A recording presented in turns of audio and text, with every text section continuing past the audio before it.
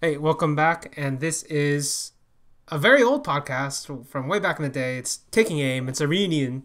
And the reason I We're decided, back. yeah, we're all back. There's me, Suchu, Vince in the middle, and DK in the right. There's actually no text to point out who is who. You're just going to have to remember that because it was taking too long to figure that out. Anyway, the entire reason I decided to bring this back is just to gloat, basically. That's it. Basically the entire reason. All the rest of it is like extra content we can talk about or whatever. But I'm really just here to gloat, and there are so many things to gloat about. I'm not sure where to begin. First, I won the Player Haters Ball, and Ty Lue is Vince's Lord and Savior, and he This is got terrible. and he carried LeBron James to that finals of the NBA. And if you want to dispute that, just go tweet at Vince M. Nair, and he's the only person in this chat who put Ty Lue as their Lord and Savior on their Twitter profile. So he's probably the only person that truly believes that. It's pretty bad that we had to do that. Like, it pained me to put that on my profile. Also, we should have made it so that whoever won, the other two both had to put the losing message in their Twitter profile. Jarek also should have had to put that Marshawn Lynch is the most overrated football player of all time. We should have been equal opportunity player haters instead of just, piling on this guy. Uh, Maybe, but we didn't think of it at the time. It's too late. The only thing that really not matters is the fact that you believe Ty Lue is your Lord and Savior. And speaking of gloating, oh, actually, DK, you're out of the frame just because of the way I cut it. Could you go one way or the other? Oh yeah, Yeah, sorry, okay, that's good. my bad. I personally don't care, but somebody will probably care. Like that one person might care. I'm not sure. Someone will care. But yeah, the other reason I called the other thing to gloat about was the fact that all of our predictions came true. Because I forget which episode it was, but we all made a bold prediction. DK It said, was episode 2 of Taking Aim yeah, in like I March thought of we did. I thought we 2017. did two sets of them though. uh, yeah, I Yeah, but forget. this was the first set. This is the first, This was and the first set of predictions. yeah. So basically, DK said FaZe is going to win two of these like premier level like it was like specifically tied to the prize pool, but it was like gigantic tournaments. But this was before FaZe became very good. FaZe totally did that. He was the first one to get it right. Second one to get it right was Vince. It's like Fnatic's never gonna win. They're gonna break up. Actually happened. The Fnatic reunion failed, and they broke up. And then mine was by far the craziest. I said Existence is gonna come back to the top of the French scene, and you can book it. That's And no he, wonder he we're doing this show. clear yes. Right, like Cut- that's the thing. Both of I our forgot. predictions came true last year, Yeah. and it took 7 more months for Stevens finally to come through, and all of a sudden he's like, "Oh, let's do a reunion podcast to gloat." Yes, exactly. Listen, man, my prediction was by far the hardest to do because my God, he was in like a tier 3, tier 4 of the French scene or whatever. That was pretty hard to do. So I had to gloat. I had to accept the fact that I'm pretty good. Yours was the most unlikely. I will give you that. Yeah, Mine was look when I made my prediction, you guys both looked at me like I was crazy. Fnatic had just reformed. There was all the fanfare. Who broke the story about Fnatic come back together? By the way, I forgot. It was like I the don't remember. HLTV, one of those people. Oh, not important. But they had just come back together. There was so much fanfare, and I just didn't see it happening. I just thought they were gonna fail, and fail they did. Hmm. And then they failed again and again, and they kept failing until they realized that they needed to just not be together anymore. Right, and I guess we'll just go to the first topic then because this isn't in any kind of order, but basically Sweden is teetering into a dumpster fire. Like Fnatic is pretty good. NIP is always teetering on the edge, and I believe Lekro's in NIP now. Draken is out, and for some reason Golden is still in Fnatic despite the fact that he's not an in-game leader. So here's my question because I don't actually think these are the final forms of either Swedish team. Who do you think is going to come back, or what Swedish shuffle is going to happen in the coming months whether that's before the major or after the major. Um, I don't think anything's gonna happen before the major. I think teams like it was basically now or never to get Lekro for NIP. They always wanted him. I think it was inevitable. I mentioned in my last mailbag that I thought they'd pick him up. I just didn't think it would happen until after the major. I thought it was too close. I mean, the minor qualifiers are starting here soon, so a bunch of teams are getting ready. I don't really think we'll see a lot of moves at all, let alone in Sweden. So after the major, I'd say if NIP, fail in some way or another, even fail to make probably legend stage, so that not only do they have to qualify, but they probably have to make it pretty far to not make another change. I think Get Right is someone to look at as a liability. And this almost feels temporary in my opinion because I don't have a true opper right now. Mm-hmm. It's going to be Dennis doing it, and he's going to have to in-game lead. He already, doesn't not really like doing that. He's Yeah. had to make some sacrifices to get to this point. Now he's going to be opping. I just don't. I kind of see him maybe in a best case scenario kind of playing like at a nitro level, where he's going to have a game or two that he's going to look really good doing it, and then I think he's going to lose a bit of confidence just in the length of an entire tournament. Fnatic, I think that's temporary too, honestly, until after the major, because Golden as an entry fragger, I'm sure he's serviceable. I'm sure he can do the job, but it's not he's not going to be a high impact style entry. And I'm curious who else I mean, you could almost go with a young up and coming star. You could maybe try to convince Twist to leave the Godsend experiment. That's never going to happen. Let's run its course. Listen, some people love their prisons. Clearly, Twist loves his. Yeah, Stockholm syndrome, I guess, right? It's real. Yeah. So yeah, both of those Swedish teams just feel like they're going to give it a go, see how it works, and then I think that it'll just be another shuffle at the major. I don't expect maybe one of them will make legend stage at the major, but maybe not, I don't think both. So we'll see one, if not two, mix, but not till after the major. I personally think Fnatic's going to find a way to get legend stage just because they always somehow do. They're pretty strong mentally speaking. Yeah. I can't keep getting past Golden. He almost got kicked once. Mm-hmm. And they're not exactly getting better. I really think that after the major, he's going to be the guy that they look to move on from. And to kind of piggyback off what Jarek said, which route they go, because it's not really as if the Swedish scene is, burdening with talent right now. So it's going to be really difficult to find who that next guy is, or if they can get Twist, out of the Godsend prison, the refresh prison. But he'd just go back. Like that's his like MO. Like he goes back after he leaves. I don't know why. Yeah, I don't know. It's tough, but I definitely think it definitely seems like Golden is the guy that's going to be off of Fnatic after the major. If they're going to make another move, that's who it's going to be. Yeah. It's just kind of odd man out situation. Yep, I'm pretty sure he's gonna do a tweet IV or something. Pretty sure. So here's two scenarios I can think of. First is FaZe is actually another part of this like gigantic roster shuffle because they have Olaf Meister, right? And I think we all agree probably should not reunite Fnatic, but I think Fnatic might just try to reunite Fnatic if they can get their hands on Olaf Meister if he comes back. Like I think they might do it. I wouldn't. I can't. Okay, go ahead. I thought about this. I'll let you finish if you want to, but I thought about this back right before they swapped Exist for Lekro, and I talked to people, and it just seems like, from what people tell me, the main issue is between Flusha and Olaf from the last time that they played together. And I don't know if you remember back to that Ask Me Anything that Flusha did after they I can't remember when it was. It was after they split the first time or the second time, whatever it was. He kind of just mentioned that, there were a lot of disagreements or differences on the team, didn't mention who, and pretty much that's how it is. I don't see a world in which Flusha and Olafmeister play together on the same team, so unless they make that kind of swap, I don't see it happening. But never say never with these guys. I don't. It seems like totally a Fnatic thing to do is to just bring them all back and have them play under Exist.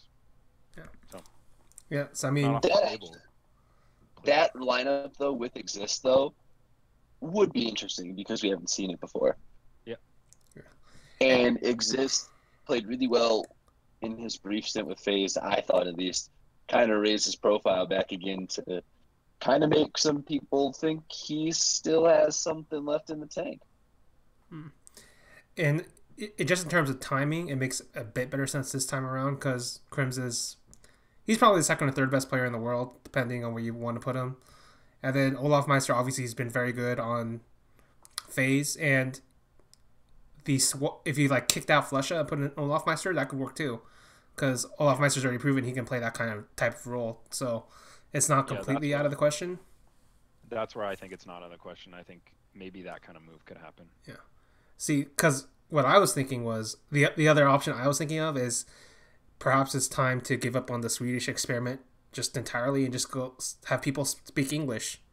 And if you have people speak English, all of a sudden, imagine this Fnatic roster, and then instead of Golden and JW, you get somebody like Oscar and Sunny. Yeah. Right? And then that'd be fucking crazy. That's what That'd be nuts. Like that'd be something I'd try. Like combine the best of Mouse with the best of Fnatic and see where you go with that. So imagine a world in which 7 out of the top 10 teams in the world are all speaking English, taking globalization to Counter-Strike, baby. Yeah. Yeah. Basically, this is following a similar path to Dota 2, I guess, because that's basically what's happened with Dota 2. But it made more sense in Counter-Strike to stick to national lines because of the history and all of that. But with more like organizations coming in, with more money coming in, makes more sense to do it at this point. But yeah. I will say this. Basically, there is a Dota 2 team. To add some historical context here, they were once the best team in the world. It's called Alliance. And then when they went into the dumpster fire, and then instead of rising out of the dumpster, they actually kept digging downwards. And it created this gigantic landfill, and we now know it as like the Pacific landfill.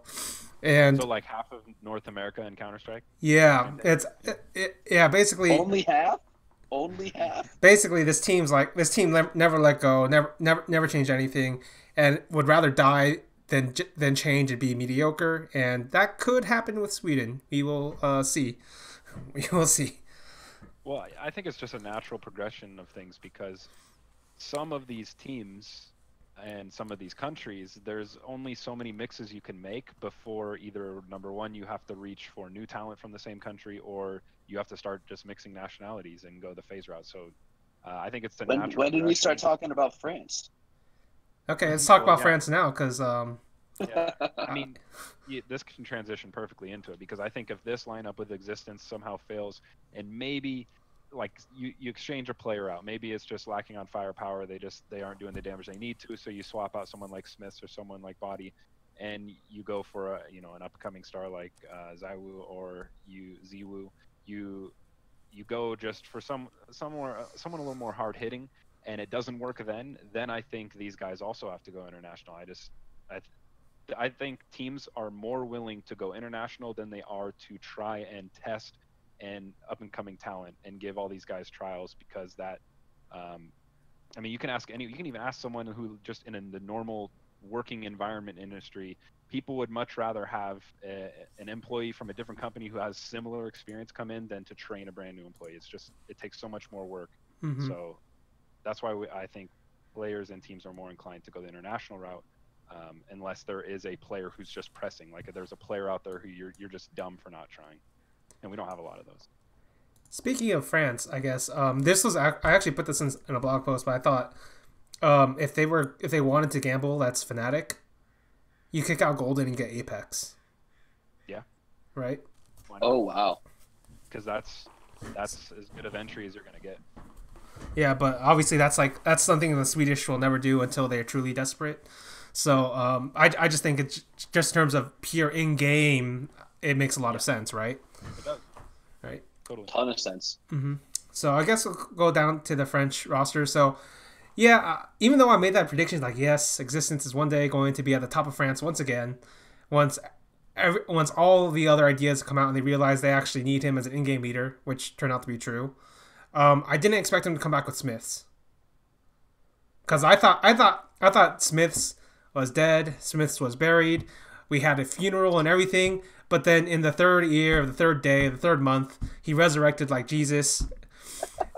So, Shoxy Jesus, or perhaps Shoxy Jesus resurrected and pulled out a miracle. I'm not exactly sure who is Jesus in this metaphor, but what do you actually think of this G2 roster? I get what they're trying to do, and I do feel it's a bit cliche to just say the lineup looks weak on the back end, but it's just reality in my opinion. I think Body will kind of move towards where he was at the early part of the super team. I don't think I think that last lineup was just in a bit of turmoil, so that doesn't help anyone, let alone someone who plays his play style. I think he will play a bit better. I think he'll feed off of this. Smith doesn't, like, I know that he was opping before, but I don't think he's just going to be serviceable. He is going to be a support player. So I think there's going to be a lot of pressure on Shox to perform and Shox to regain and become the player we have seen. But there have been players like that in history. You can think it's totally different play style. Someone like JW, who just has not been able to recapture that same style. He's tried. He's stayed honest with it and just tried to keep doing it, but it's not the same type of player anymore. I don't think the game is played the same way anymore. So I'm still question not only if Shox can be as impactful as he was before, but I also question just the Smiths and Existence together. I think that's a bit of a risk. I think you're putting a lot of pressure on Kenny S and a lot of pressure on Shox, and I just don't know that you can count on that day in and day out. Someone like NBK I think would fit the role better instead of Smiths. Maybe Body, but I think Body's fine. I'm not worried about that. I'm more worried about Smiths and Existence just being on the same lineup. It's kind of the similar aspect that you would give Navi, which you have Edward and Zeus. I think that limits them against tier 1 competition. So that's how I feel so far. It's still early. I'd still like to see him play, of course. The one point I'd like to add is you're 100% right about Smiths kind of being the X factor and being the unknown. But what I'm curious in, he was a decent player who all of a sudden just lost it. And I'm curious how much of him just losing it was mental after a while. Because he went and became the person that everybody was talking about. He was the person everybody was memeing. And you have to imagine that at some point you just can't get out of it mentally. So I wonder if having a break, being on the other side of the coaching thing and seeing it from that perspective for a little bit, maybe he still has a little bit left. Maybe his problems were more mental than they were, on the server. And if that happens, then I do think that this roster has some spark to it and could probably make something happen. I think they could possibly get out of their group this weekend at ECS, to be honest. But if Smith isn't that player, if he can't get it back, or if he struggles for a little bit and the memes come in again and that affects him as much as it did the first time. I mean, he wrote the meme himself, so... Yeah. He brought it up, but that's still the mental part of it too. Yeah. Right. The first time somebody yells "Yole noobs," let's see how that affects him. But if he crumbles again, and I think this team could be in a lot of trouble, and we're going to be sitting here talking in a couple months about reshuffling the same French deck chairs again. Meanwhile, NBK is leading Cloud9 to the promised land. I mean. I want to hear what Steven thinks about this, but I do want to also mention he was opping before, which it does have a special kind of pressure on it, and now you have arguably one of the best oppers in the world, so he's not going to have nearly as much pressure. He's going to be doing a job that he's done in the past, which is support other players, and he also has an in-game leader in Existence, so I'm kind of playing devil's advocate myself, but Existence is known as like the utility god. He is like has the #1 rating for flashing for his teammates and flashing the opponent. So Existence can essentially just almost coach Smith and say, here's exactly what I need you to do in XYZ situation. I just need you to fulfill that role. That's it. Just do it. And I do think Smith is capable of that because he is a capable rifler. I think more from a everyday against tier one competition firepower capability.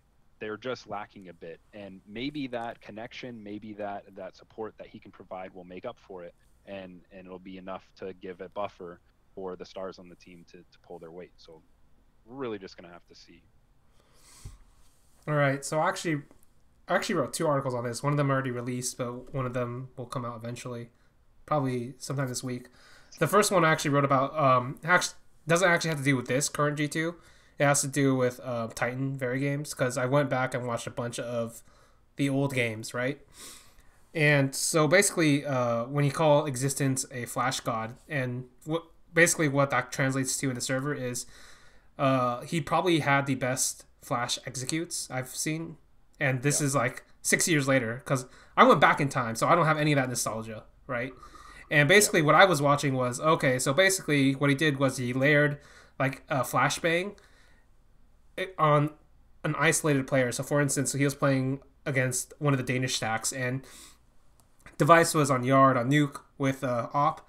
And so what would happen is a flash would come out, he'd be blind, and then just as he's about to gain vision, he's blind again, and just as he's about to gain vision the third time, he's blinded again, and then the entire inner sight is taken, and he's done nothing.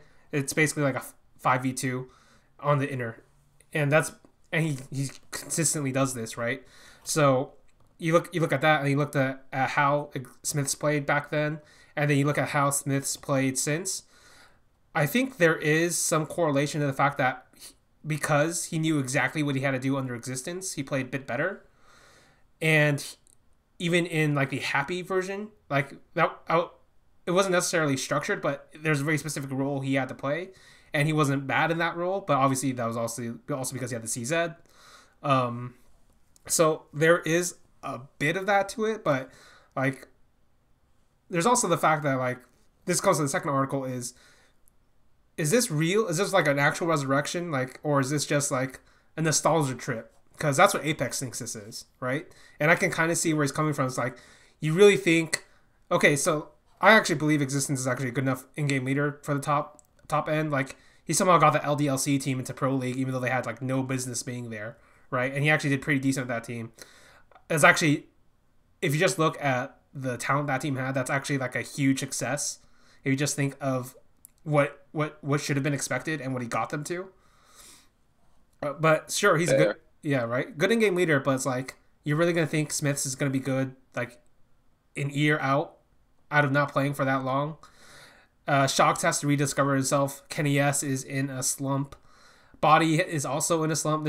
There's so many different factors that have to go the way of, that have to like reverse course almost. Yeah, I might even look myself. I'm almost curious to see how those demos that you watch compared to, say, Pro League, which you're not going to get as good of a quality of play just because it's online, but I almost want to see, does he still have that impact as far as flashes go and utility usage? Did it really just come down to these players just sucked compared to the ones he used to have? Like, had he had better players playing in the last season of Pro League that he played, would the results have been much better had he had actual impact players? Without them, they got relegated, right? Yeah, yes. I think that right there is proof in itself. But I'd just be curious to see how much his style has actually changed, or if he can still bring that.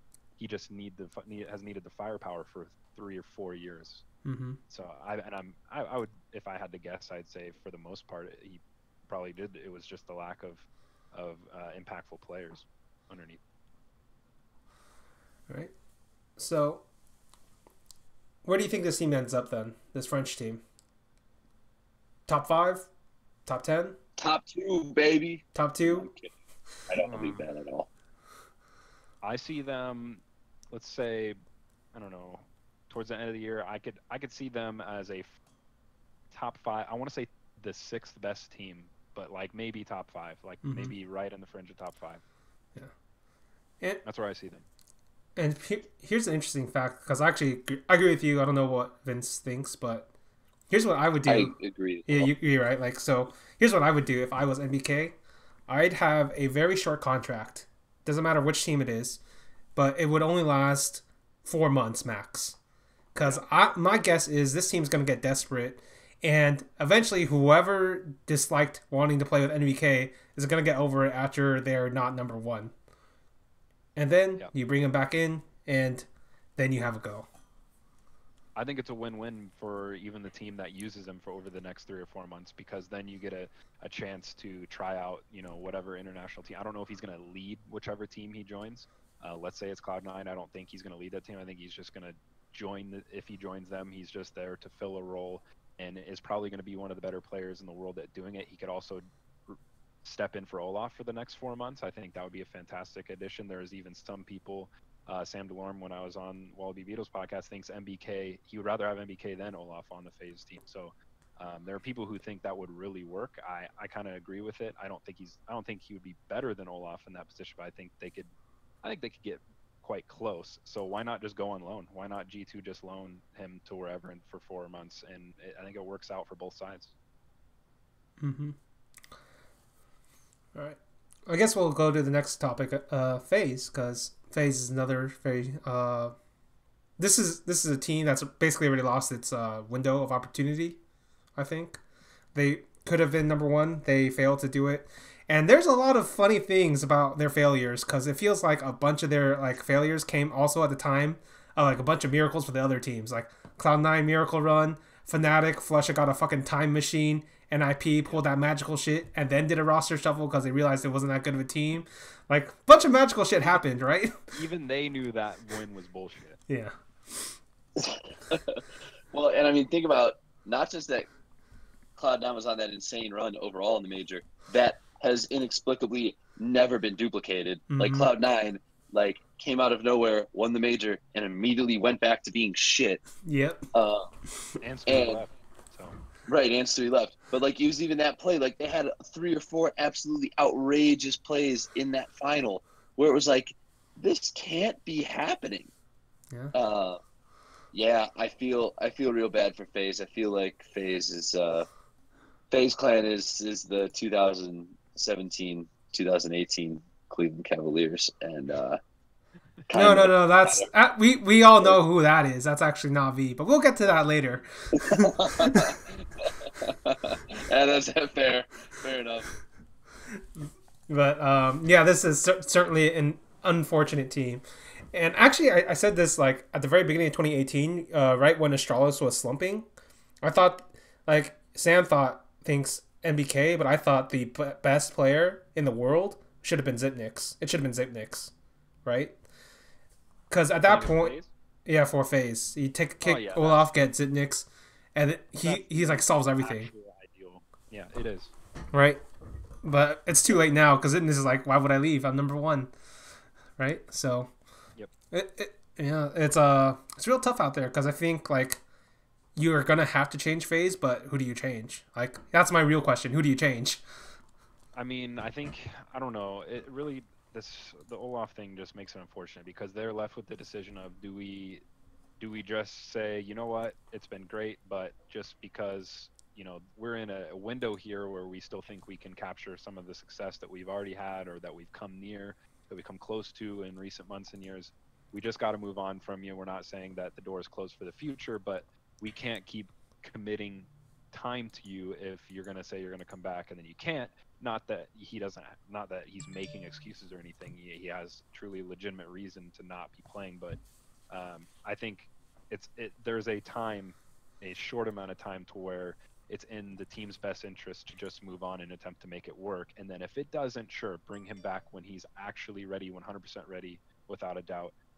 Some players that I have in mind, of course, we already mentioned MBK. That's definitely a possibility. And I also think Rubino would be a fantastic person to throw in there. And I think he, not only in a pinch, but long term, could really help them. I think he could do the job and do it well, if not better than Olaf has. So that's what I'd like to see. I was saying, Rubino is one of the most underrated role players in the last 2.5 years of Counter-Strike. He was secretly the glue that kind of held that Dignitas/North roster together there for a while. Mm-hmm. Go look at what North did with and without him. Just go look. They don't win episode without him. I mean, haven't he's done so shit. underrated. He underrated himself. So Yeah. Yeah. yeah, like I think it was actually quite good. It's just like mentally speaking, like he needs a bit more confidence in himself. That's like weird to say. It's just like he thinks he thinks he's like, oh, I'm only good enough to be on Hero. It's like, no, man, you're better than this. Go find I a better think- team. Yeah, I think honestly a better team would almost do him good. I think if he jumps on this team and he just sees what they're capable of, because I do think they could still get very good results with him very soon after him joining. I think he would see, wow, I actually do have an impact. I think it would almost help him if he's at a a tier 1 event and they finish in a final or a semifinal almost immediately, and he goes, wow, this is fun, and wow, might actually be pretty good. Like all these people just aren't saying it to be nice. So I'd like to see him just get a chance. You're so right, Jarek. That'd be the perfect move because he would just shine. He would shine by not shining, if that makes any sense. Yes, He would exactly. be the guy, the roles that you need when you have a team with that many. So it'd be perfect. Yeah, like Yeah. it's interesting just because like the current way phase works right now, it doesn't feel like they like all right. Let's think about it this way, right? When they had Nico, Rain, Guardian, and Olaf, you're like, oh my god, this is fucking ridiculous, right? This is gonna be some bullshit. But then they hit that rough patch, right, where they started losing final after final after final, and you're like, wait. Yeah. And then Olaf gets injured, and somehow they wouldn't exist. Yeah. Think of that, right? And you just think about it that way. You just think and you think about all the various losses. Like outside of Guardian, it doesn't feel like any of the other like 3 star players feel the pressure to have to show up for those big games, because they'll just look like, oh, maybe Guardian will carry us, or maybe Olaf will carry us, or maybe Rain will carry us, and then the only guy who's like, no, I have to carry, please somebody help me, is Guardian, and the Guardian's like, oh god, no, not again, my 3rd major final, Yeah. fuck, right? Yeah. Right, and so even though if you just look purely in the game, I still think Olaf would be better in the game compared to Rubino. If you put Rubino in there, mentally speaking, I think it forces the other two, like, okay, you have to perform. You're like the number 1 option, you're the number 2 option, number 3 option, and you're going to have to do this. And if it worked for that one run, if you get Rubino in there, maybe that changes the map pool, maybe that changes the look of the game. I think it could work. Yeah. Right? Yeah. I mean, 100% agree. and they have they only have Croman in there for one tournament, so I Mhm. mean it's not like Watch them I win this, personally by think, the way. Yeah, that'd What's be that? ridiculous. Watch them fucking win Oh, yeah. ECS with Croman. Yeah. So let's say that, I mean, yeah, if they win, then why not let them keep playing? Yeah, I guess. Also, if they don't, or they decide they want to try someone else, I think that now's the time to do it because you have the major coming. Like you need to decide after this event whether you roll with Croman or you're going to go another direction. And I think you need to make the choice, because I didn't read Olaf's statement or what was mentioned today when they actually announced it publicly, but I'm under the impression There wasn't a lot. yeah, I'm under the impression it's going to be a while. That's what I thought he was going to be coming back quite soon, and I thought he'd be ready to go. Clearly, things changed, but I think they can count on it. They obviously know more than I do, but I think they can count on it being a while. So why not make a change that's at least, kind of like how we're talking about in BK, at least a 3 to 4 month, so the players that you have and the practice that you put in is actually working towards something, and you're not kind of just trying to work a new guy into your 3-month-old defaults that everyone's going to know by the time you get to the major. You know what? You know what's actually a funny option they could go for? Kiyoshima. Yeah. As long as he Oh doesn't my sign the God. contract with Hey man, he was pretty good. He was pretty good when he was on FaZe. I mean, Happy ruined him, but like Kerrigan can resurrect him again for like a second time. Yeah, just don't, Kiyoshima, you're not going to watch this, but someone who's watching this and can somehow get information to him, don't sign another contract there, because it took him forever to get out of it, and no one would pay the fucking buyout. So just don't sign a contract. Somehow just get loaned or play on somehow like a freelance. I don't even know. Just don't sign a contract. Yeah, But man. yes, that's another guy that He, he knows the system. he was real. He knows He was the real system. sick, You right? Do you think he'd come back though? Remember they only told him like 12 hours before they were releasing him that he was gone or something. It seemed like he had some bad blood there when he left last time. Yeah, I'm sure he's bitter. since I'm sure he's that bitter, but if since then he's played in the French scene, so it can't be that much worse. That's a really think- good point. I think any true Counter-Strike player will take a chance to play at a major, regardless. If a free major slot, I think you jump on it. hmm Even though there's a little bit of bad blood, I think you just take it. I think Kiyoshima is not someone to me, in my opinion, who would say no just because of that. Fair. All right, so speaking of LeBron James, so for those who don't know, LeBron James currently the best NBA player, according to Vince, possibly the Of all time.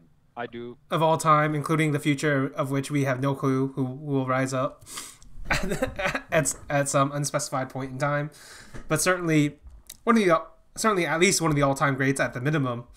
There's actually another player very similar to that in CS:GO, and Vince was like, "Man, the FaZe are the Cavs of CS:GO," but actually Na'Vi is the Cavs of CS:GO because there is this Ascendant player who time and time again rolls that boulder up the fucking hill and watches it fall down.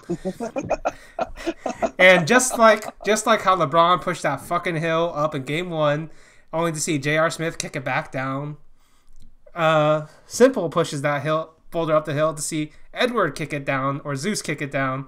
It's Simple, right? And Simple is such a player that I have actually called the first half of 2018 the Simple era. So, Yeah, right? that's fair. Yeah. Right, so He does about 3 or 4 things every tournament that are just absolutely nutty. How the hell did he do that? yep, like fucking wall bangs from nowhere. Like, what is that? Unbelievable. Like, Yeah, go ahead. I don't think I've ever seen a player who, I mean, Coldzera kind of did it for a long time, but not to this level. He wasn't the sole reason. Coldzera wasn't the sole reason that SK would win. He was a very key component, but it wasn't the only reason. And there are a lot of games, a lot of series, like not just one map, series that Na'Vi win that they have no business winning if he doesn't do what he does. And it's so consistent. It's not like he does this, 3 maps out of a tournament, 4 maps out of it. No, he'll play an entire best of 3 tournament, Swiss system best of 3, with like the most Counter-Strike you're going to play, and do it every single map, every single time. So I didn't watch professional Counter-Strike nearly as much as I did now before CSGO. So, I mean, I'm biased because of that and saying that he's the best player I've ever seen play the game. Now, obviously, people who have been watching the game since its inception would maybe argue that point to someone like Neil or Forrest. I don't know, but I just have to go based on what I've watched in my lifetime. And I will have to say that he, just knowing his age now, what I've seen him do, playing in a region he didn't even live in, speaking a non-native language, what he did to Fnatic in a semifinal of a major years ago, and translate that to what he's doing now, I think he's the best player I've ever seen play the game, and the best that has ever played the game. And he's still super young. So with all that in mind, yeah, I think he is the best player. And just like Vince, I do agree. I do think LeBron is the best player to ever play the NBA. I knew I liked you. Listen, I actually don't watch enough NBA to actually give you an answer, but go ahead. No, I think I agree with Jarek. I think Simple is maybe the best we've ever seen. He's the best player I've ever watched. Again, and you guys have both watched more Counter-Strike than I have historically, but you just see Simple make outrageous things look normal. He makes them look simple, you could even say. It's a fitting name he has. But no, and it's just, I'm not even surprised anymore. Like, I'm numb to Simple doing incredible things. And all of these things that I'm saying about Simple right now are things that I've also said about LeBron James. So, I feel like it's definitely It's definitely there. It's The first impression I got of Simple was at MLG 2016 when he killed everybody to 15 rounds. But it was just unbelievable. It was like, who is this kid? And he was like 17 at the time, yeah, it's real maybe young. 18. Yeah. And Still he's just coming into his prime now, and I think that even though the rest of that team is significantly flawed, I think they're starting to come into their own and feeling a little bit of comfort around him. And I'm buying Navi right now. I think they're on the way up. I might have jumped ahead about 2 segments, but I don't know. Listen, I don't really care. I don't really care about the structure. It's just we go where we go, right? But yeah, for me at least, Simple is actually the most disgusting player because just think about all the different categories in which you could rate a player. Just like raw mechanics. Okay, his movement's probably the best op. Turns out he also has the best scout. Turns out he has the best wall bangs. Turns out he also has the best rifles, both sides. got and one of the best Deagles. Best Deagle, best Glock. Actually, no, maybe not the best Glock, but certainly a very good Glock. Very good USP. Like, what gun can he not use? Like, apparently he's also training the SIG. Did you see that interview? He's like, yeah, I was training the SIG the entire time just in case I ever needed it for that. Just in case I ever needed it for that one round in which somebody dropped a SIG and I had to use it or some bullshit. Like, what is this guy thinking, right? Outrageous. And like, it'd be one thing if he was doing all this and he was like a selfish teammate, but he's not even a selfish teammate. That's what's weird about Simple right now, right? Well, he's grown into that in the last year or two. Yeah, because I've actually only heard one thing, and it's like the funniest Simple thing. Obviously, it's I won't speak of it, but it's basically something like just let me ace everybody or something like that, right? And that's basically how he was on Liquid, but now on this team, like you see him play, he actually uses his teammates very well and sets them up very well at times too. So it's like there's nothing wrong with Simple at this point. It's kind of weird because there would surely be some kind of flaw in this guy's game, but there isn't. No, that I can find anyway. The thing that makes it almost unbelievable to me is this game's been out and played competitively for what, 6 years now or 5 and some change. Mm-hmm. And yeah, it came out late in 2012, I believe. Yeah, we've seen the meta transform, time and time again. And sometimes we hit a point where people say, has it capped? Like, is there any more innovation left as the game sits right now if Valve doesn't touch it? Has the game capped? Is it now just which team is working the best together, which team has put in the most time and had the most time to practice against the best teams and able to boot camp? Is that the team that's the best in the world? And then it just goes in a cycle. And some people agree, some people disagree, and I'm on both sides of the fence on that sometimes. But I think from an individual level, we've seen players get to the shape it is now to where I don't really think there is much more individual players can do other than staying sharp and staying on top of their game and learning how to become a better teammate. And so there's a lot of intangible things a player can do. But as far as raw mechanical ability, I think players have not necessarily figured it out, but as close to figuring it out as we're probably going to get. Yet somehow Simple is like 4 levels above everyone else, not just a couple people. He is like 4 steps ahead of everyone. When I thought personally that maybe the 10 best gamers in the world are all on a similar level. No, Simple is 4 steps ahead of these 10 best aimers in the world, or 10 best players overall, movement, or at a specific gun. He is 4 steps ahead of everyone in every facet of the game, and that to me, I just don't see how that's physically capable. I don't see how that. I don't see. It's almost like he's playing a different game. Or time moves slower, or something. I can't put my finger on what makes him that. I understand why he's the best player. I just don't see how he's that much better. Like, even the best players in the world are going, what the hell is he doing? How's he doing this? Like, even they're perplexed. So I that's a question I'd like to answer if anyone knows the answer to that. All right. Looks like Vince might be freezing out. I'm not exactly sure, but I will. I'll make the point. Actually, there he is. I'll make the point for Vince. He could build off of this, right? So okay, all right. So I'll set you up for this. I'll give you an assist, LeBron style. So basically, I'm gonna keep running this analogy because I've been watching some NBA. It's actually very helpful in terms of just thinking about general game theory. I'm not sure if I'll ever write about it, but it's a very helpful way to think about general game theory in CS:GO. There's a lot of interesting parallels there. And LeBron, if you just look at his general skill set, the general way he plays, this is clearly a guy who can do everything, right? He can shoot, he can pass, he can defend, he can basically do whatever the fuck he wants, right? And there's never been, as far as every commentator's told me, there's never been a player quite like LeBron in the history of the NBA. And in a similar fashion, simple, there's never been a player quite like him in CS:GO, in the sense that there's never been a player who's been great at everything. Because think about the greatest stoppers of all time, Gardy and Kenny S, right? Their rifles weren't nearly as good as his. And Simple's already is still like the best rifle, in my opinion, right? Yeah. All the best riflers, they don't have an op as good as his, or a pistol, or a certain play style. Like, think about the most aggressive players we've seen that are very, very good. They have JW, you have Fur, you have Rain. Simple does all of what they do, but he doesn't die. Yeah. Yeah. I mean, that's pretty crazy to think about. And now you think about, okay, what about the best clutchers? Think about Get Right, think about Zitnix, think about Coldzera. Simple also does that too. Like Right. He does. Like that's pretty disgusting. He does everything better than everybody else does anything.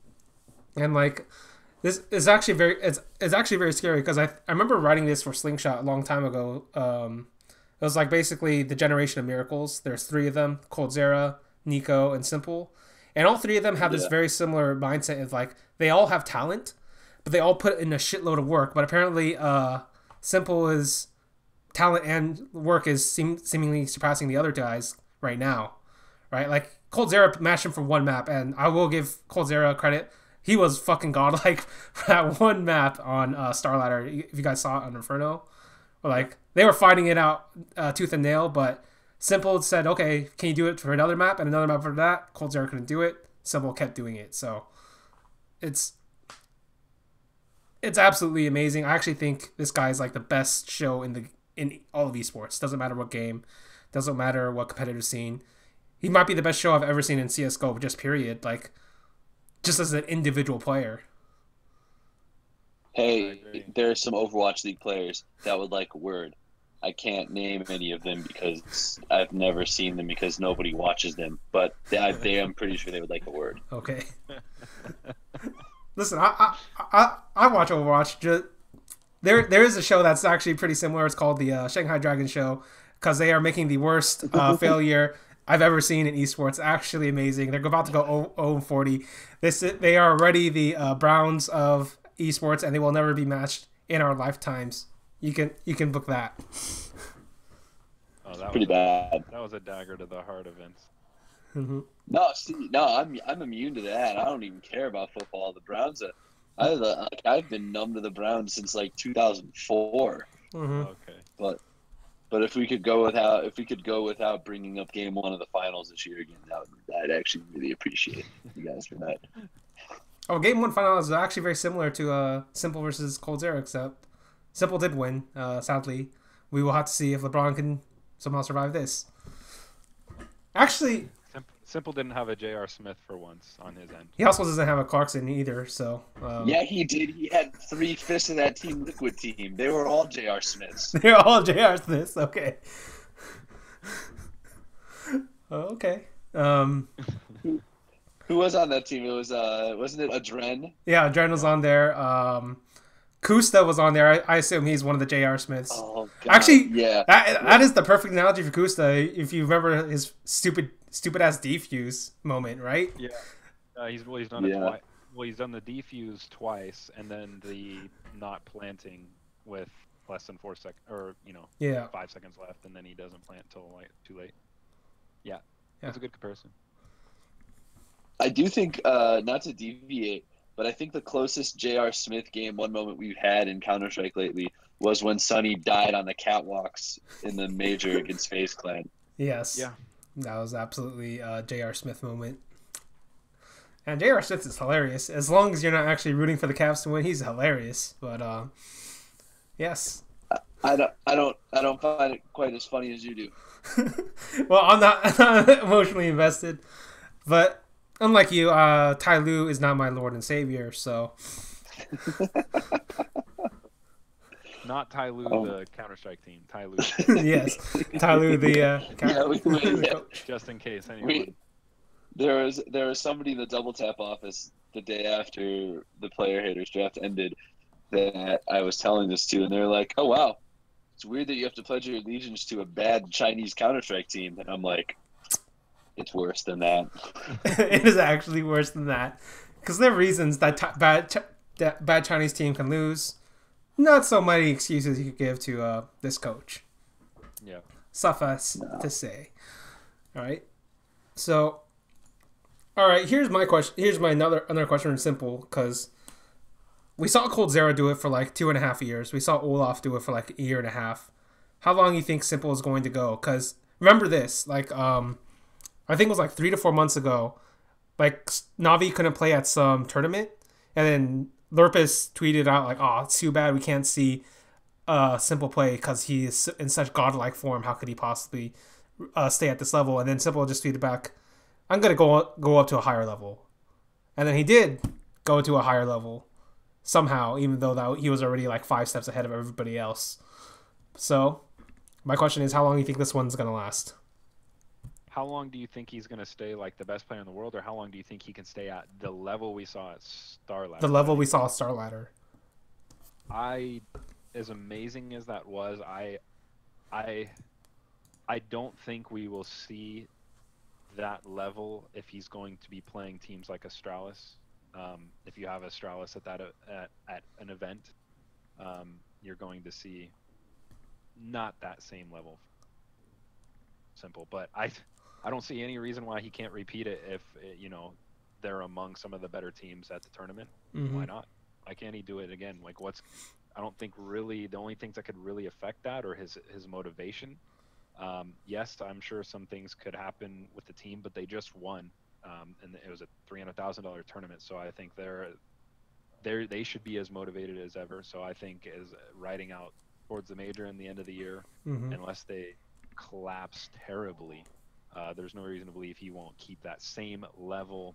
But if you run into a team, I think Glaive can work around Simple and avoid him to the point where they kind of render him a little bit more useless than he was at Starladder. So I mean, the last time they did play, like Simple did drop like 20, 25 in like a 16-round game or some bullshit. It's like, what?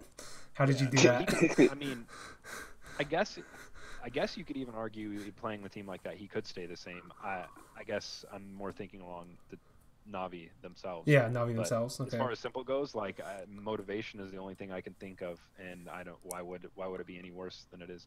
It was at that event since they won. Winning fixes any issue. Winning fixes everything for a temporary amount of time, whether there is any issue. I'm going to answer your question with a question, Steven. Okay. Because fuck you, I'm taking some power back. Actually, with 2 questions. Question 1, and this is such like a prototypical like traditional sports talk show like round table bullshit question, so I apologize. But is Simple right now redefining what we think Counter-Strike superstardom has meant? Because he's young and he's at the top of his game in a time where the game is at its peak. Like maybe not in terms of peak viewership, but like, it's at its peak of mainstream awareness, peak of awareness in total. Mm-hmm. Does he have the ability? Like, I feel like things are set up that he could go on an unprecedented run of greatness. Like, I'm talking 3 years or more, because it's kind of like, it might be crazy, but do we think that's possible, and that we could be setting up for a run of Counter-Strike that we've never seen before? Question 2, for what team is he going to be doing that on? Because, yeah, as Jarek, you said, they won, and winning helps everything, but It has been a rocky almost 2 years. It's been almost 2 years now that Simple's been on Navi. It has been rocky, and there have been multiple times where it almost fell apart. And maybe it will. But then again, maybe Navi will just be like, "Oh, buyout," and he'll be there forever. 3 years. That is a bit crazy in my opinion. I think with this win and his play, they've bought themselves some time because I was saying before this that the window's closing for them to do something before Simple forces their hand or he just somehow can wiggle out of his contract with a buyout of some kind, whether a team has to buy him and Flamey for an insane amount and then flip Flamey right off the back just to get him. I think they are 1 to 2 roster moves away from and some terrible finishes away from him leaving. Where he would go, I don't know. I think if they do falter, say at the major, and they falter at a couple more events around then, maybe you pick up an Adren to replace Edward, or maybe you somehow unlock Angel from the gates of hell, which I don't know if that's even possible, but I mean, he created that hell as far as I know. CIS buyouts, man. So maybe I think he's the team or the organization has bought themselves some time with this past win, with his patience, because there's going to come a time where he will realize that what he has right now and how good he is, it could last that long, but nothing's guaranteed. And I think he should take advantage of it, whether he'll realize that or not. I think if they can't repeat this or build on it to do it against the best teams in the world, eventually this kid's got to end up on the best team. Like whether that's, I mean, obviously he's not going to end up like on an Astralis, but you know what I mean. Like he's eventually going to end up on a team like FaZe if they can't do what they did at StarLadder against Tier 1 competition. I think it's just, yes, he's become a better teammate, but just the patience of the average individual is only can only be worn so thin.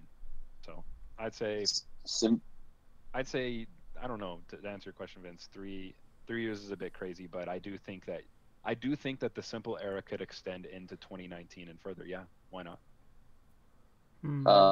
Simple should go full LeBron and just on Twitch stream what he likes to call the decision.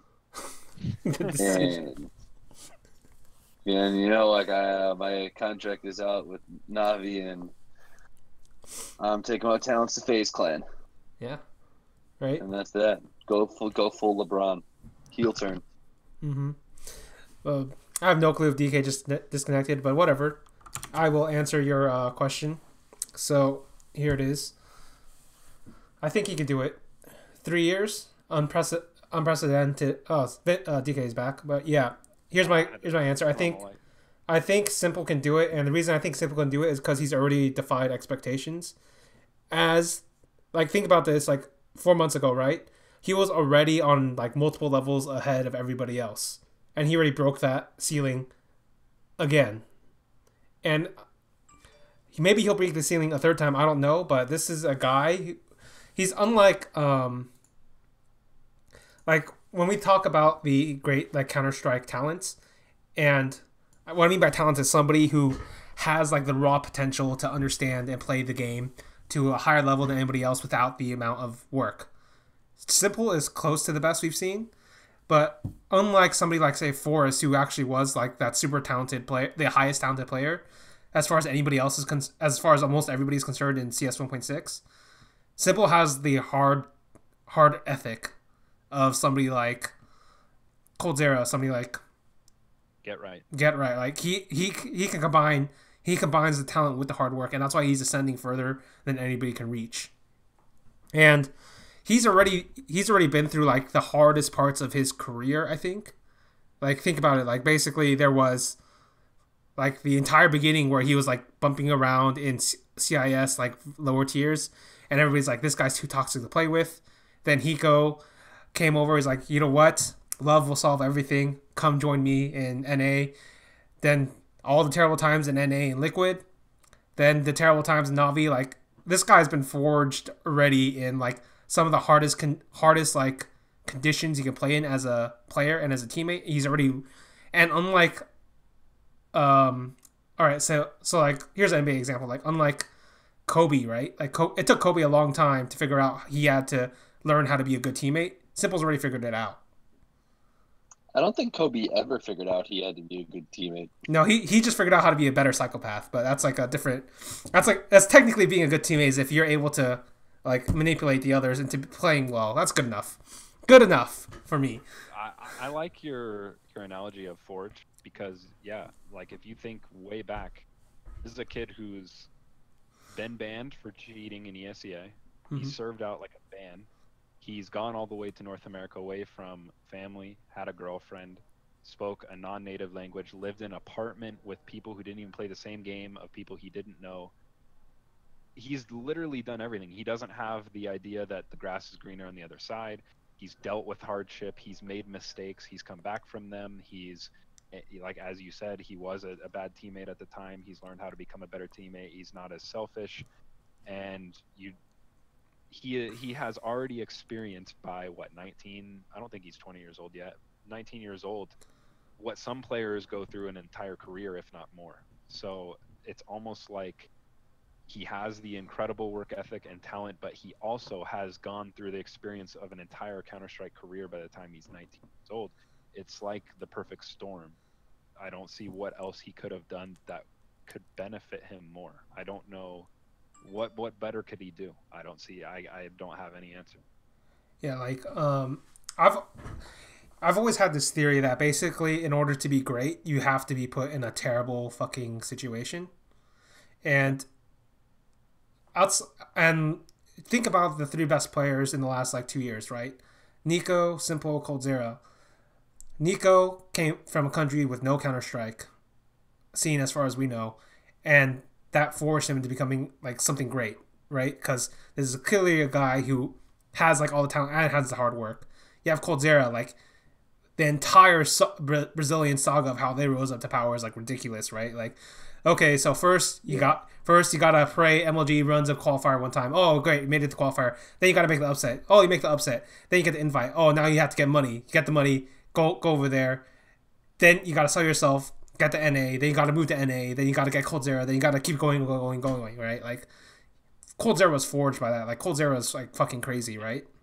It's not done yet, and that's Fallen too. I'm gonna explain that when we get to the bold prediction.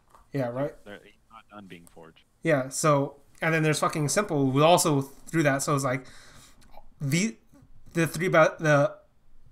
three greatest talents, so to speak.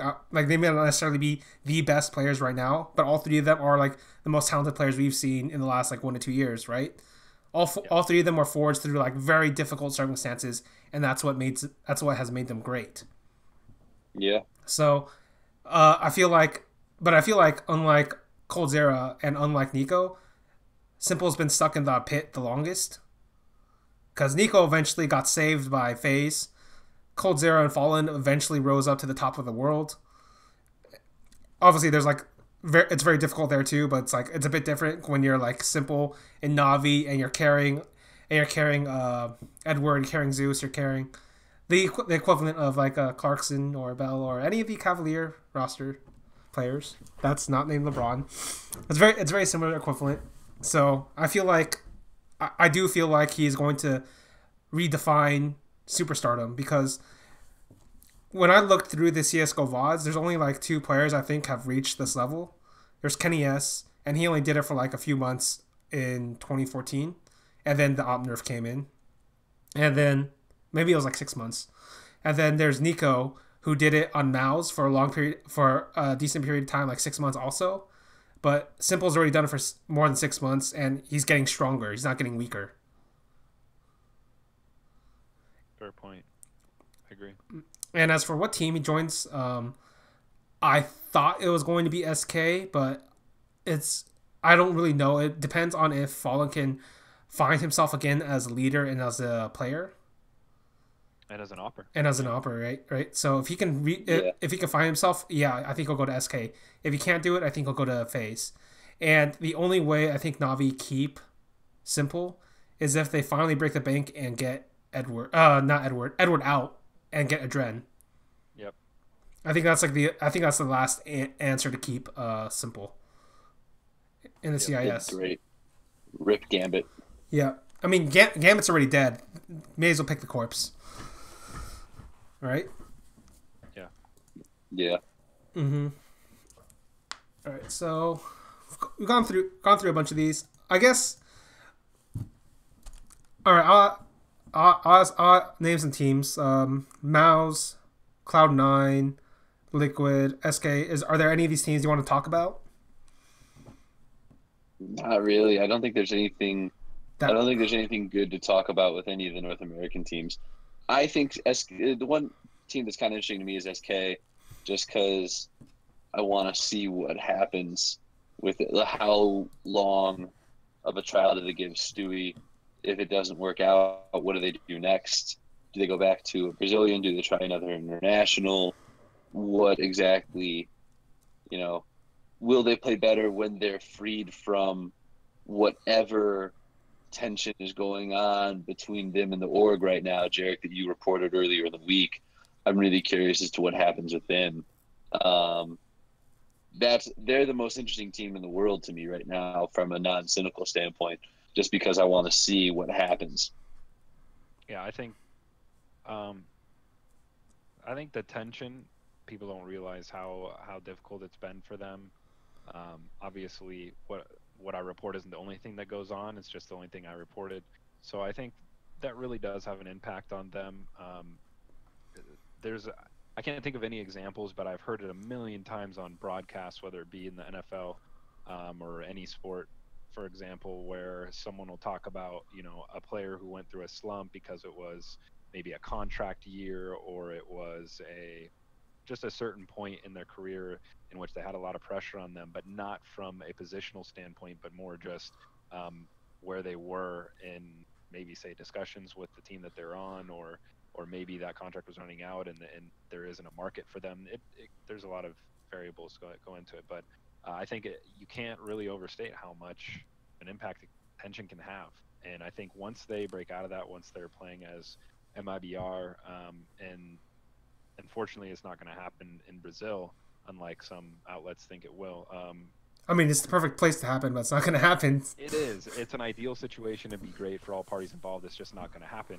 And so it would be great for them to just feel their home crowd playing under that banner. That would be nice. But I still think once they're playing under it and they don't have that pressure and they're in a better situation, every single part about this new contract that they're going to sign is better than the situation they're in now.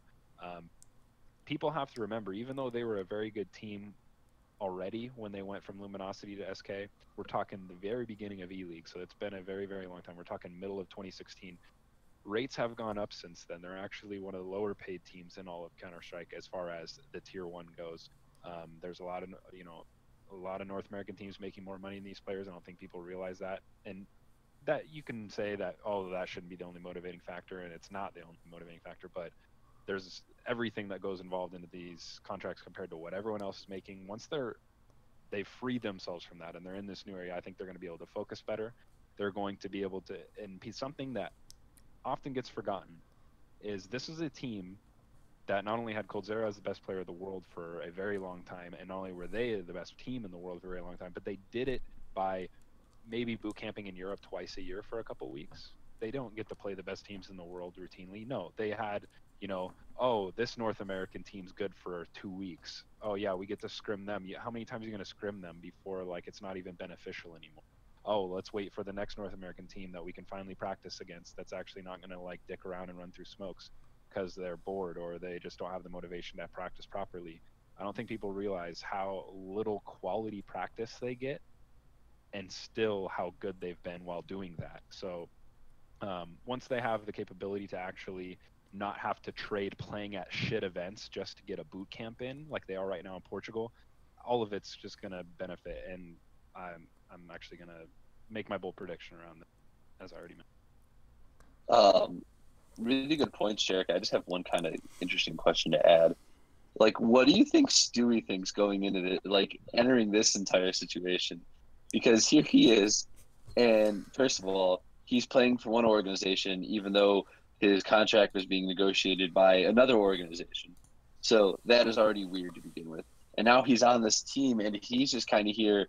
And there's like this long, chilling relationship between the players and the org, and Stewie just pops in right at the end, brand new, like, "Oh, hey, hi guys, I'm here." Like, what do you think's coming through his mind when just dropping right into the middle of this? I don't know. I hope he knew. Like, I hope he had the initiative to, ask all the questions before he knew what he was buying into. Because I think at this point, you're locked in. As some people might not have seen that I reported, he was the most expensive player ever purchased in Counter-Strike. Like, there's like, if you want to get out of this, you want to get off this ride, you're going to have to find somebody with a lot of money. And I don't think there's any team out there who would pay that much for him, just because, yes, he was maybe the player they wanted outside of Simple, but I don't still think he was worth that giant buyout, whatever the amount was. I mean, I'd still take Simple over him right now, despite the you would. loss, right? You absolutely would. I would too. I'm just saying that I hope he asks all the questions, because you're not going to get out of this. You're along for the ride, so he has no other option other than to buy in. Like, you got to give it your all. You have no other option. Can't just coast and say that you didn't want to be a part of this. You clearly did. And so I hope he's along for the ride. I hope he's bought in all the way. So I would have hoped that at least he knew the SK situation before he jumped in. And thankfully, he's not in. He's not actually on a contract with SK, so maybe he's just kind of sat on the sideline and patted them all in the back and said, "Oh, soon we'll all be together under the same organization." I don't know. Mm-hmm. So there are a few ways you can think about this. First, I'll build off of your point about the contracts and everything.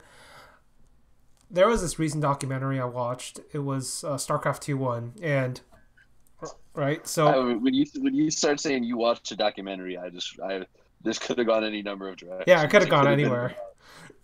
Could have been about the American education system, and somehow you tie that back to Stewie and SK. Yeah, sorry, I didn't mean to interrupt. I could have done that as well, but we'll keep going. Basically, there's this player in this documentary, legendary Brood War player. His name is Yellow, and he gives this advice to a StarCraft 2 player. He basically says, because the StarCraft 2 player is asking him about his future, about what he's going to do after his pro gaming, because he wants to get into the entertainment business. Yellow famously is a celebrity in Korea as like a TV show, like guest or something like that. I'm not exactly sure.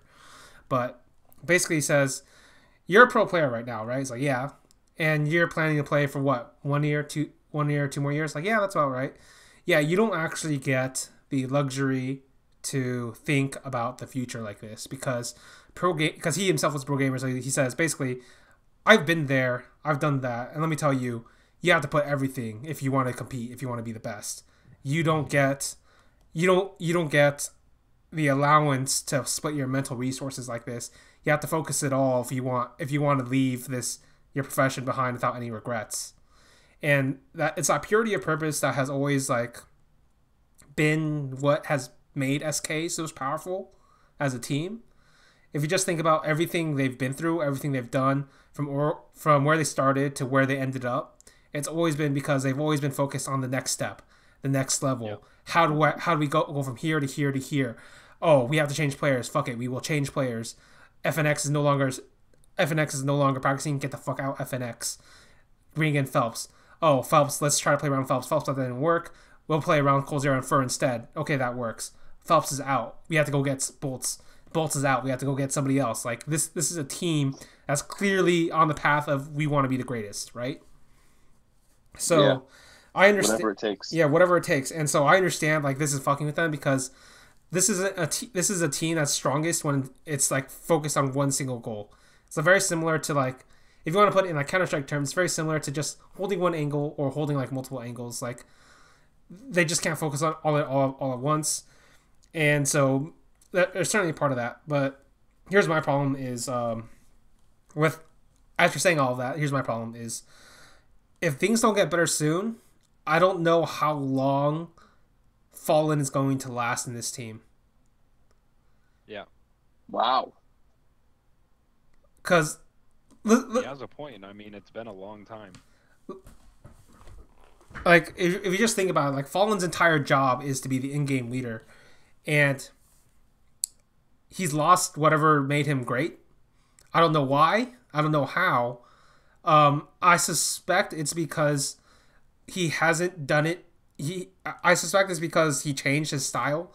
Like if you remember back when they got FNX and Taco, and they had like a watershed moment at like it was like a Face the Stage 3 finals, and he basically says it was at that moment I realized I didn't need to tell these guys how to play the game because they understood my way of Counter Strike, and so all of a sudden they like built their entire system on fundamentals, on playing off of each other, and that freed him to become that superstar player for that iteration of LG/SK.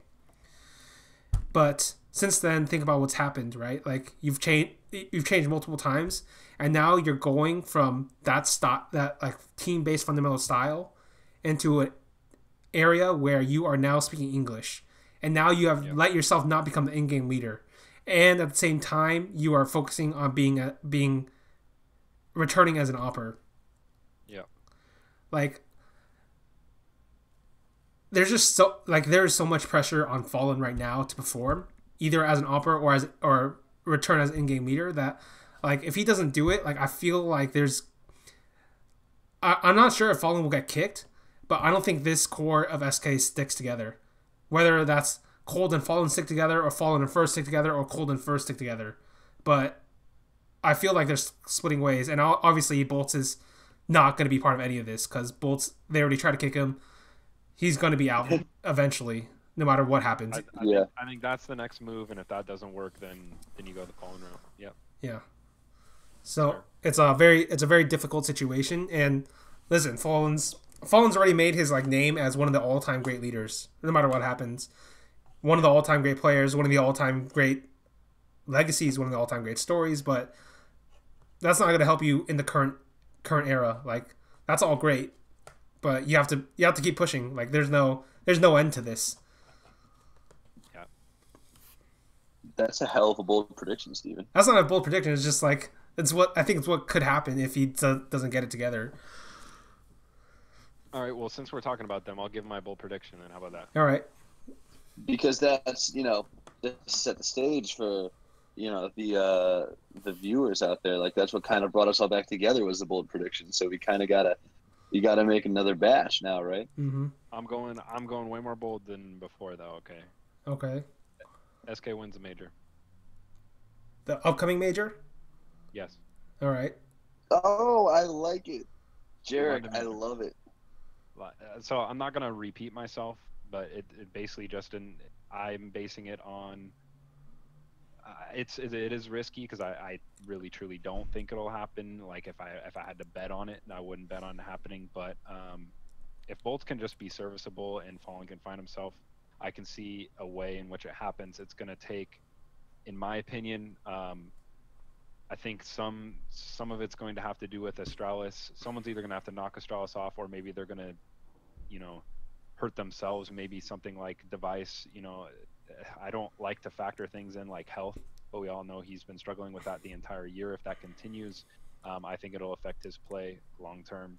And it's going to take some miracles. I don't think it's going to take quite the Cloud9 miracle. So after I saw that, clearly I believe anything can happen. So that gives me a little bit of confidence putting them to win it. But I'm just basing it on all the contract stuff, finally having the freedom there and being able to get some real practice in and not having to do a bunch of extra things, the extra time to get used to the English language. And I think we've seen now they've had 2 back-to-back quarterfinal runs. They're building up, and if they continue on the path they're going, I think that could have them peaking at the right time. So that's my prediction. What about you guys? Funny you mentioned Cloud9 there for a brief moment because that is the topic of my bold prediction. Okay. Uh-huh. I believe that Cloud9 will return to the top 4 of a major within the next 2. Within the next On 2? On what basis? Why? I thought mine was crazy. I told you. This is crazy. This is definitely 100% not going to happen. Look, they're going. Look, I think that in North America, moments are fleeting, and they evaporate quickly. And that roster had a moment, and they did better than they should have. and it evaporated. But now, with this is I'm going to send you guys on a crazy, absolutely insane rabbit hole. But with leader NBK, Okay. a retired Skadoodle, and an emergent young star that they signed in Nifty, Oh. Okay. Cloud9 becomes a top 4 team at a major by this time next year. Okay. So I'm not going just for the sake of how risky it is. I'm not going to like hold you to these moves because all it takes is for NBK to not go there, and then you're just fucked. But I know. I'll take it. Well, It's outrageous. Yeah. Like, it is. it's More outrageous. because you have to get Nifty and NBK. It's like, and somehow Skadoodle has to stay on the team at the same time as Nifty. Like, No, he said Oh. Skadoodle. No, Fire. no, Oh. Skadoodle bye. oh, okay. So then year 5, okay, then year 5 is Rush, Tarek, automatic. NBK, Nifty, and automatic. All right, That's your 5. all right. That's a good team right there. It's not bad. Okay. All right. Bold prediction. Okay. By the end of... Actually, it's not that bold, is it? If I just say simple what's going to win a major, it's not that bold. Because I already I said... know. Like, I don't know. that'd be pretty I'd bold. say You'd it's be the least betting bold against of us history. 3, but it's still a bold prediction. Yeah, I like... don't think there's T's. because Simple's gonna win a major eventually. Yeah, that's my bet. Yeah. But I mean, Yeah. I would have said the same thing about Guardian like 3 majors ago. But here we are, right? All right, something bolder than that. All right. Sometime in 2019, France will have the best CS:GO team. Wow. Okay. I was almost ready to go the other way and say that sometime in 2019 there will be no French team. all French lineup. I think there will be one, and then the rest of them will split apart. But there will be one that will always stay all French. Okay. All right. Wait, but here's the thing. Existence is technically Belgian, isn't he? Oh shit. Yeah. I guess 4 Frenchies and a Belgian then. Like Okay. We'll allow you because a French-speaking team. How about that? a French speaking Yeah, team. French All right. speaking team. Because Scream is also Belgian. Yeah. Yes. Okay. So yeah, my prediction is like they're gonna have to replace after they work out, they're gonna have to place MEK and Smiths with better players. But once they do, they're good to go. Okay. I mean, Body and Smiths. I'm not sure. It'll depend if they switch 1 or 2 of them, but if they do, and I think they will because desperation, that gives enough time for desperation to sink in from now until then, that they will switch and get 2 better French players. And once they do, I think they're good to go. All right. All right. Well, Sounds good. there we have it. And we're doing a player haters draft sometime soon. Probably at least for the major. I'm not sure if you. Yeah. I'm not sure about Okay. the tournaments in between. Maybe we'll do it for ESL Cologne because I think that's actually a good one where like Yeah. all the teams are there. We need to do it for Yeah. that. For sure. Yeah. Yeah, we gotta do one for Cologne. Okay. Okay. So I'll set one up. You guys have any final shout outs? Shout out to Double Tap. Mm-hmm. We're rocking it. Yes. We got the best reporter in the business. We've got, in my humble opinion, the best editor in the esports business, and we got a good team and we kill it. Okay. Yeah. No shout outs. And we got me too. Mm-hmm. Yeah. I guess shout out to Double Tap and my new Twitter handle. I guess just DK. Yeah. Happy about that. And Yeah, breaking news. How much did you have to pay to get that? We're not gonna talk about it. Okay. Too much. I had to pay too much. All right. And as for me, I will actually give a shout out to the Cleveland Cavaliers, specifically to the 2 best defenders of LeBron James in this finals, Clarkson and J.R. Smith. What incredible players they have been for the Golden State Warriors. My God. They are incredible defenders. I cannot believe they did not get... Nobody's talking about how crazy Lee well they have defended LeBron James because every shot they take is a shot LeBron doesn't take.